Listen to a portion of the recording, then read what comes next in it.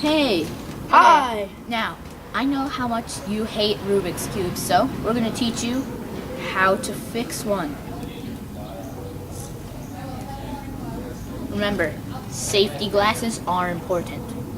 First, you gotta find at least one side that has only one color. This side looks good. Now what we're simply going to do is take our wrench and just make sure your safety glasses are on and lightly place it on top of the cube. We're gonna start just putting it back together. Match the blue with the white. And just start getting it all together in one big happy family. Cubes. No. Stay. Why is the sticky side there? You're being ridiculous, tape. Alright. See how easy this is?